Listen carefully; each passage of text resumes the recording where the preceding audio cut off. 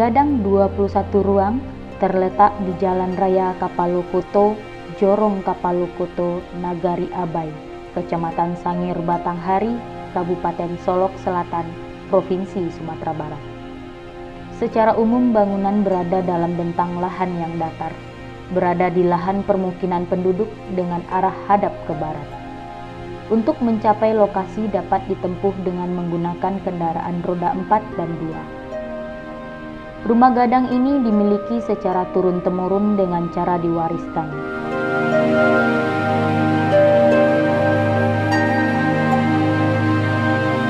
Bangunan ini milik Datuk Simajo Lelo yang bersuku Melayu Sigintir. Menurut ahli waris kerajaan Rumah Gadang 21 ruang, ada kaitannya dengan rumah gadang suku Melayu yang ada di Muaro Labu. Rumah gadang 21 ruang ini tidak lagi digunakan sebagai hunian, tetapi hanya digunakan pada saat ada upacara-upacara tertentu, seperti upacara adat, pesta perkawinan dari keturunan rumah gadang dan ada anggota keluarga yang meninggal. Rumah gadang ini terkenal dengan nama Rumah Gadang 21 ruang karena mempunyai bilik atau kamar tidur sebanyak 21 kamar.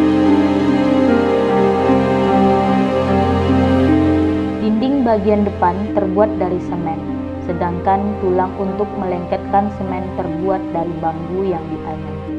Dinding bagian belakang terbuat dari bambu yang dianyam juga.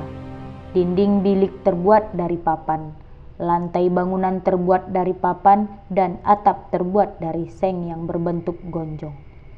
Bangunan rumah gadang ini mempunyai konstruksi rumah panggung beratap seng gelombang dengan jumlah gonjong 15 buah, 7 di kiri, 7 di kanan, dan 1 di bagian depan.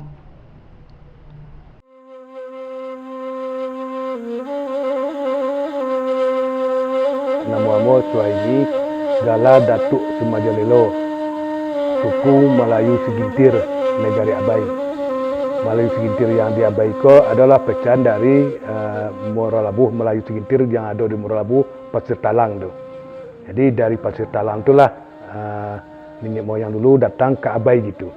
Nah, ke Abai itu. Jadi pecahan ko di siko Melayu Sigintir di Pasir Talang, ada di Melayu Sigintir, ada di Abai itu. Nah, jadi rumah panjang koko 21 ruang didirikan pada tahun 1976. Ruangnya 21 karena suku yang ada di Abai itu 21 suku gitu. Dan datuknya puncaknya itu sampai Balai itu. Karena sampai Balai itu datuknya yang ada di Abai gitu. Nah, itu istilahnya. Negarinya jorongnya jorong Kapalokoto, Negari Abai, Kecamatan Sangir Batanghari. Nah, itu Solok Selatan. Guna dan manfaat rumah itu yang pertama untuk beralek pesta perkawinan, ada yang kematian ataupun untuk musyawarah, dan ketiganya untuk penobatan pengulu itu. Penobatan pengulu itu. Nah, itu fungsi dan kegunaan daripada rumah itu. Dan rumah itu gunanya itu tadi kalau contohnya ada beralek Nabi Jawi, Nabi Kambiang atau ayam pun tetap dilaksanakan di siku itu. Di rumah itu. Nah, contohnya anak kemenakan mantan tando. Nah, berbeda tradisi di siku tando itu diantarkan dari suku A ke suku B, itu diturunkan di siku itu. Oh, di rumah. Ah, rumah gadang itu. Bukan di rumah. Bukan rumah pribadi gitu. Tetap dilaksanakan di rumah gadang tuh. Jadi tatanan adat di Abai sampai kini masih kita lakukan seperti itu tuh.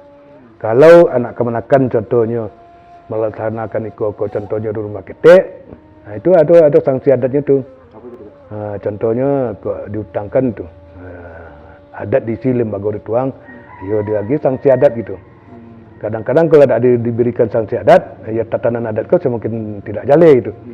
Dan juga kalau di pokok di Abai khusus di Abai, kalau contohnya tidak menaku ke bayi, tidak menunduk ke pusako, nah bawa semua itu tuh. Nah, arti katanya harus ada sanksi adatnya. Contohnya kadang-kadang kalau tidak mengikuti menunduk ke bayi ke pusako, kadang-kadang ko alik ketik, alik udang di kampung ko tidak dari kecilnya itu. Sekeluarganya itu sebelum adat ke hutang di bayi itu. Kalau hutang adat ko mah cuman kalau hutang ko kan yang lebih baik Kok masuk tak dihitung, keluar tak dihitung orang. Itu lebih gawat tuh. Kan semua calik itu Ya. kan panjang itu rumah Ya. kadang. Berapa panjang rindang itu dari kiri ke kanan? Dari kiri dari Siko ke Senan. Kalau lebarnya juga Lebar kalau panjang 84 meter. 80 meter. Kalau lebar ke 2,5 meter tuh. Ya.